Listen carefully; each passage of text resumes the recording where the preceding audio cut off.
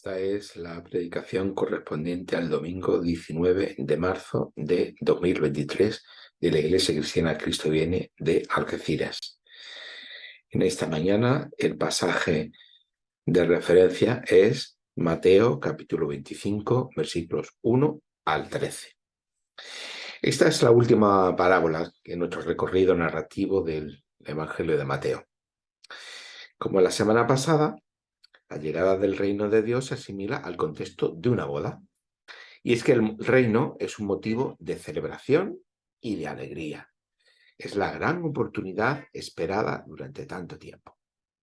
El reino tiene su comienzo con la vida de Jesús, con su enseñanza, sus acciones, con lo que dice, con lo que hace. Sin embargo, aún esperamos su consumación y su cumplimiento total. Por eso la cuestión principal es cuándo Dios lo va a hacer realidad. Pero también, y no menos importante, ¿qué hacemos mientras tanto?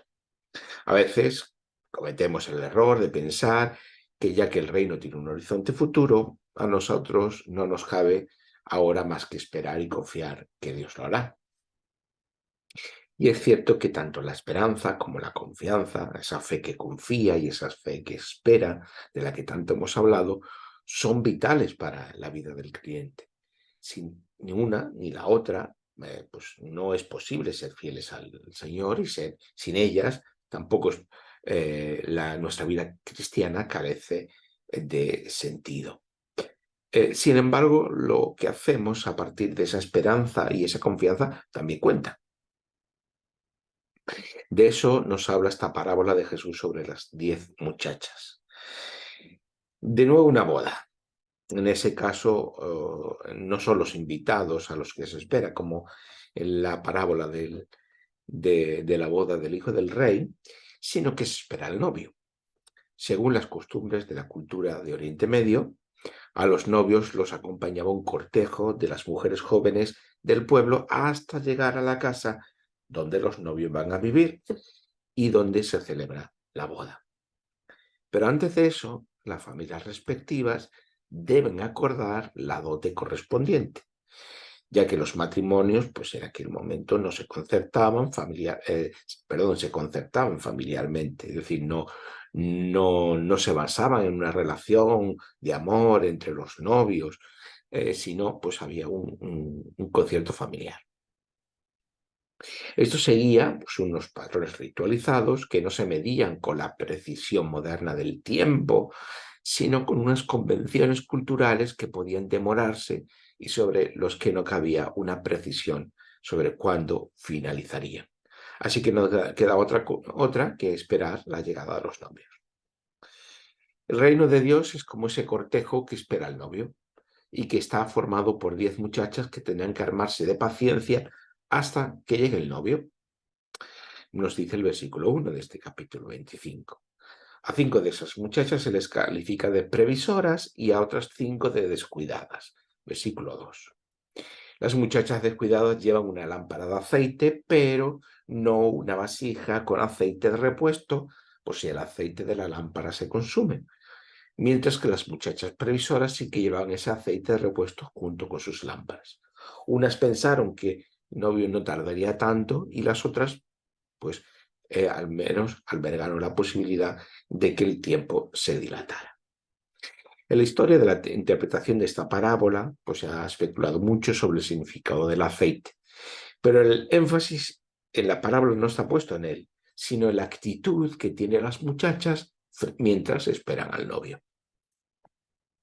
La espera se alarga, se ha hecho de noche y las muchachas comienzan a cabecear hasta quedarse dormidas. Pero de pronto, a la medianoche, se oye un griterío tremendo que anuncia la llegada del novio. Versículos 5 y 6.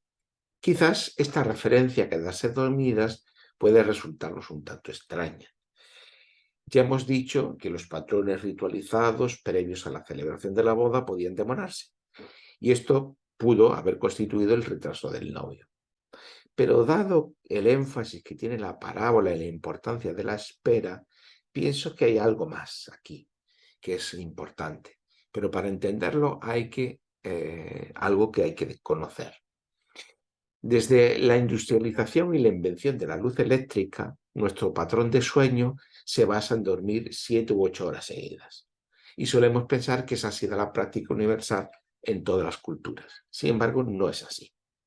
Antes de la época moderna, se dormían en 2 periodos de tiempo.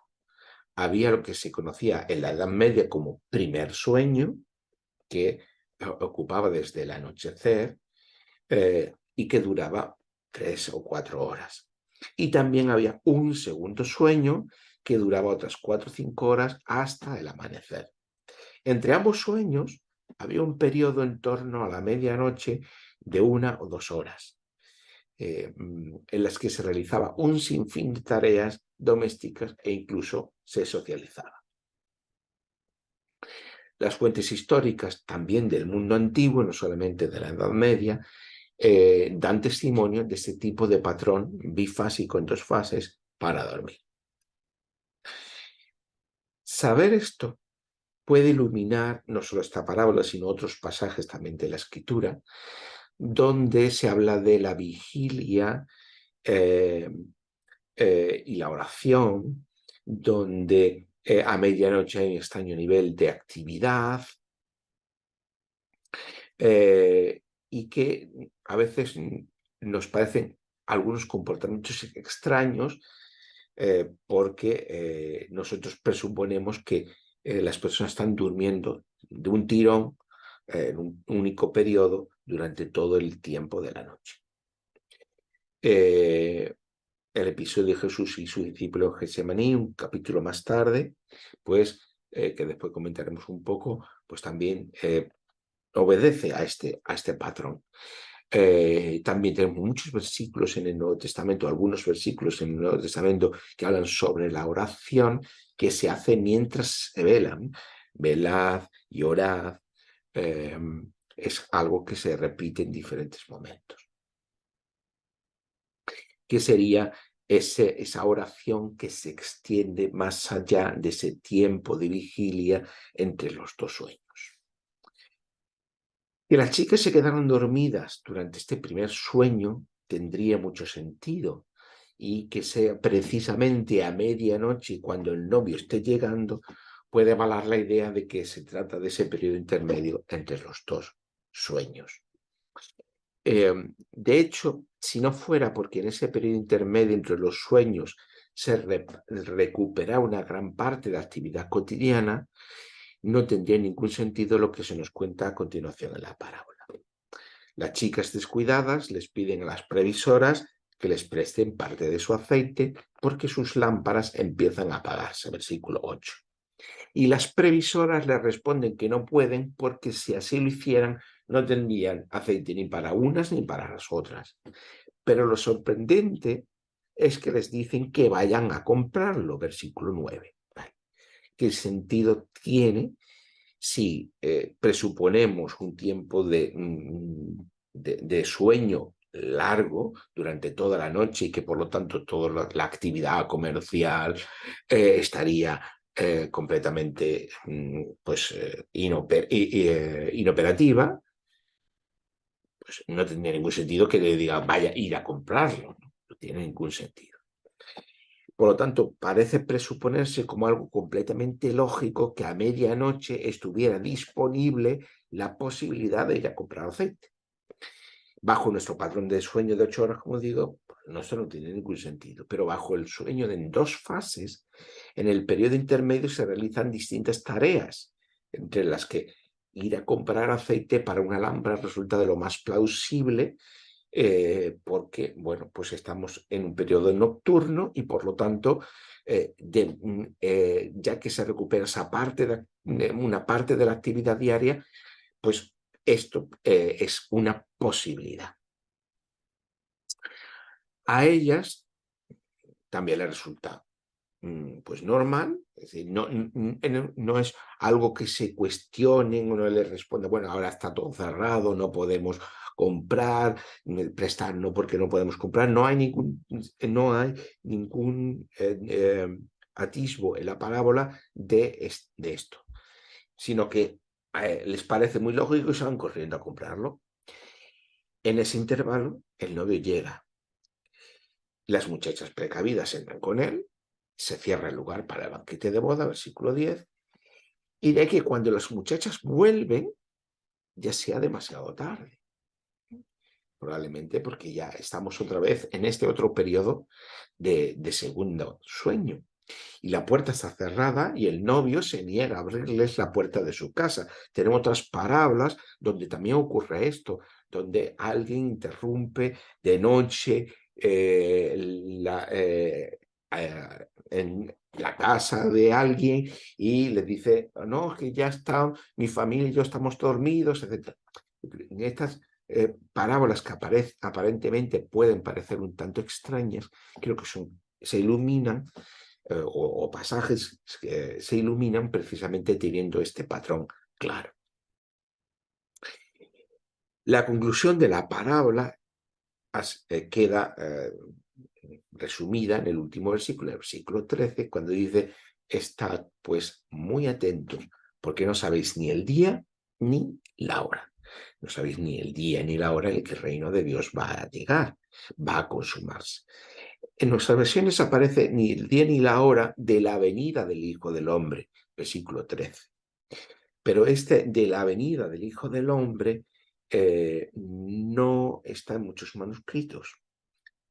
Y hay que tener en cuenta que en el capítulo anterior, en el capítulo 24, versículos 42 y 43, dice, velad, nuevamente se insta esta acción de estar despiertos, porque no sabéis a qué hora debe venir nuestro Señor. La misma idea. Pero sabed esto, que si el padre de familia supiera a qué hora el ladrón habría de venir, velaría y no lo dejaría entrar en su casa. Por tanto, también vosotros estad preparados, porque el Hijo del Hombre vendrá a la hora que no pensáis.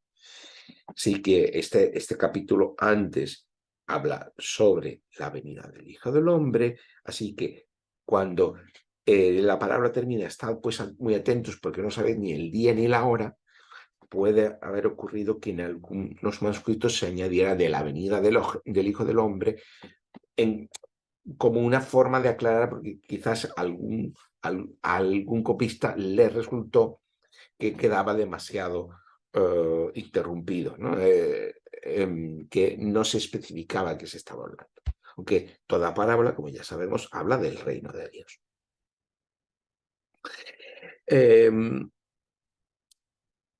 Por tanto, la espera de la llegada del reino de Dios es semejante a ese tiempo de vigilia entre el primer y el segundo sueño, cuando se está velando, ¿no? Y en la medida en que se termina ese tiempo intermedio y se va acercando ese otro segundo sueño, corremos el peligro de quedarnos dormidos.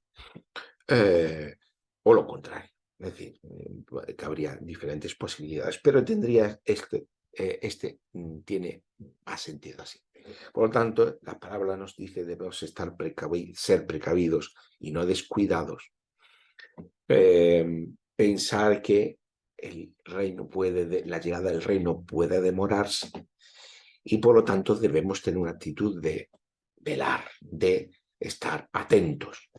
Incluso más allá de ese tiempo de vigilia, no sea que cuando el sueño comienza a aparecer de nuevo, nos quedemos dormidos. Por lo tanto, debemos seguir velando y perseverando en oración, que sobre todo en el tiempo de la Edad Media se usaba este tiempo intermedio también, a veces para la oración, para la reflexión, para el estudio, etc. Pidiendo a Dios la llegada de su reino. Esto es lo que nos está instando, ¿no? La parábola, a estar atentos, a estar velando, a ser perseverantes en la oración, mientras llega el reino de Dios. En ese primer sueño, cuando los discípulos no fueron capaces de vencer ese sueño, sin poder permanecer despiertos en Getsemaní, junto a Jesús. Mientras oraba, mientras Jesús oraba en los momentos previos a su arresto. Estaba pensando porque Getsemaní significa prensa de aceite. Tenemos el monte de los olivos, o sea, tenemos aquí también este elemento del aceite que puede ser incidental, pero bueno, no dejaba de ser encontrar algún tipo de relación. Estaba pensando en esto en ese momento. Bueno, el caso es que en esa escena del Getsemaní volvemos otra vez a la misma idea. Si tenemos esta idea del concepto de los dos sueños, si resulta más plausible esto que les pasa a los discípulos, ¿no? Que Jesús está instándoles a permanecer despiertos cuando realmente ellos se quedan dormidos y Jesús sigue orando previo a esa escena al arresto de Jesús. Y precisamente que sea que en media noche aparezcan a arrestar a Jesús con un montón de gente, pues podría obedecer precisamente a ese periodo, a ese tiempo intermedio entre los dos sueños también, otra vez más. Pues los discípulos fueron como esas jóvenes despreocupadas que no fueron capaces de prepararse para el momento decisivo. La advertencia de Jesús nos recuerda que en nuestra vida hay momentos y oportunidades a veces perdidas. Pasamos nuestra vida entre el pasado que no volverá y el futuro que desconocemos, y mientras se nos va pasando el escurridizo presente. Como decía San Agustín, que es el tiempo que cuando digo ya se ha convertido en pasado y todavía no es futuro, ¿no? Presente parece que no existe. ¿Qué hacemos con nuestro ahora? Nuestra cultura de consumo y productiva nos quiere que nos concentremos en nuestro ahora y nos invita a aprovechar al máximo cada momento, ¿no? Esta noción ahora muy de moda también del vivir el momento presente, que tal, está más en relación con esta obsesión consumista y con esta falta de horizonte vital a largo plazo, de que solamente tenemos nuestro ahora, nuestro presente, y hay que llenarlo con más actividades, tener más experiencias, más momentos fotografiados, más me gustas en las redes sociales.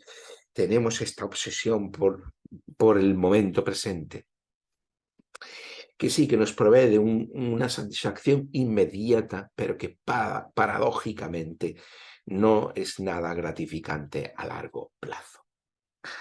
Jesús nos llama y nos invita a vivir cada momento, cada hora, no en función de nosotros mismos, de nuestras expectativas, de nuestras necesidades, de nuestros miedos, de nuestras angustias, sino en relación al reino de Dios. Esperar el reino de Dios no es solamente algo que va a ocurrir en el futuro. Esperar el reino de Dios significa relativizar cualquier otra preocupación presente, precisamente porque esperamos el reino de Dios que ya irrumpió como una realidad que también tiene una dimensión presente, actual, hace que vivamos toda nuestra vida ahora, aquí presente, pero también en la expectativa de futuro, y pudiendo mirar hacia el pasado como que el reino de Dios ya ha irrumpido en un momento determinado. En el pasado nos permite poder tener una visión del tiempo siempre en relación al reino de Dios. De forma y manera que relativiza nuestras preocupaciones presentes, de forma y manera que ya no somos nosotros el centro de nuestra propia vida. Significa que hay un horizonte de esperanza más allá de las preocupaciones, de las ocupaciones, de las posibilidades del día y del aquí y del ahora. Nos da otra dimensión del tiempo. Igual que estar sumergidos en toda la narrativa de la escritura, nos da también una perspectiva diferente del mundo. La dimensión de estar esperando el reino significa también que vivimos el presente de una forma distinta. Cada hora es un momento en el que el reino de Dios viene a nosotros. Somos llamados a ser precavidos y diligentes y estar preparados para la llegada del reino. En el Padre Nuestro, antes de fijar nuestra mirada sobre nosotros, sobre nuestras necesidades, el orar con el Padre Nuestro nos lleva a fijar nuestra atención en primer lugar en quién, en Dios Padre, al que invocamos. Cada momento de oración con el Padre Nuestro se convierte en una petición por la llegada del reino, que es después de fijar nuestra atención en el Padre, es lo que oramos, por el reino, por la llegada, la venida del reino, que representa la voluntad de Dios tanto para la tierra como para el cielo, y en esa unión de cielo y de tierra. Y solo entonces, después de hacer este recorrido, el Padre Nuestro nos lleva a centrarnos en nuestro pan de cada día, en el perdón de nuestros pecados y en el mal que nos afecta. Y este es lo que la perspectiva del reino hace sobre nosotros. En primer lugar, centrarnos en Dios, Padre, lo que ha hecho en su Hijo Jesucristo y lo que sigue haciendo a través de su Espíritu Santo, instarnos a orar, velar y orar, velad y orad, como Jesús dice a sus discípulos, como tenemos en otras partes del Nuevo Testamento, por la llegada de ese reino, y después, entonces, podemos fijar nuestra mirada en nuestras preocupaciones o nuestras ocupaciones o nuestras necesidades presentes. La parábola de las 10 muchachas es una invitación a estar preparados y a no desperdiciar nuestros momentos presentes, pero no con la angustia de una vida que se nos escapa, como si todo momento que pasa ya no vuelve, entonces esta vida es lo único que tenemos y si lo desperdiciamos, un poco esta filosofía secular que tenemos actualmente, ya entonces estamos perdiendo la vida. No es esta la angustia de la que estamos hablando, no es esto lo que nos tiene que estar centrados en el momento presente vivido bajo el reino de Dios, todo lo contrario. Es el momento vivido con la esperanza, vivido en la confianza y vivido en la diligencia del futuro de Dios que viene a nosotros. Por cierto, hablando de futuro, en el capítulo 24, en el capítulo anterior, tenemos un extenso capítulo en el que comienza diciendo Jesús a sus discípulos que este templo de Jerusalén maravilloso que están viendo va a ser destruido. Y los discípulos se preguntan, Señor, ¿cuándo va a ocurrir esto? ¿Y cuándo va a llegar la era del reino de Dios? ¿Cuándo? Mirando hacia el futuro. Jesús le advierte sobre lo que va a ocurrir el año 70 después de Cristo, cuando Jerusalén y el templo son destruidos. Y hay una lógica subyacente a todo el texto, que es que si el cuerpo de Jesús es el propio templo de la presencia de Dios en el mundo, y si Jesús va a morir en una cruz haciéndose acreedor del rechazo y de la vergüenza de convertirse en el crucificado, que el templo sea destruido significa que Jesús tiene razón y que el templo ha dejado de cumplir su función y que la venida de Jesús es la reivindicación de Jesús como Rey y como Señor. Por ello, por todo lo que ya hemos visto, no debemos tener miedo al futuro. Vivimos en una sociedad en la que constantemente nos están dando mensajes negativos, parece que todo va de mal en peor y que no podemos tener ninguna expectativa, en el que las grandes ideologías han caído y parece que entonces ya no cabe ningún tipo de esperanza. Y tenemos una visión tremendamente pesimista acerca de la realidad de nosotros mismos, las angustias personales crecen, los trastornos de ansiedad, de depresión, el problema del suicidio es también muy, muy relevante en nuestra sociedad. Pero con todo lo que hemos dicho, somos instados a mirar el futuro no con miedo, no teniendo angustia sobre el presente que se va perdiendo, que se va o que podamos desperdiciarlo, sino con actitud de esperanza y de confianza para vivir el momento presente, aprendiendo a vivir cada momento como un anticipo del reino de Dios, que viene a nosotros como lo que es un momento de celebración y de alegría. Que haya diferentes parábolas que asocian el reino de Dios a una boda, significa que el reino de Dios es celebración y alegría. Por lo tanto, cuando miremos al futuro, en la perspectiva de la fe, debemos esperar, debemos pensar que es un momento de celebración y de alegría. El reino de Dios no debe verse como una amenaza en el futuro, como que todo se va a peor, como todo antes, todos tiene que ponerse muy mal y todo es un drama tremendo y todo es una angustia constante. No. Cuando pensamos en el futuro bajo la perspectiva del reino de Dios, vemos un futuro lleno de esperanza, de alegría, de celebración.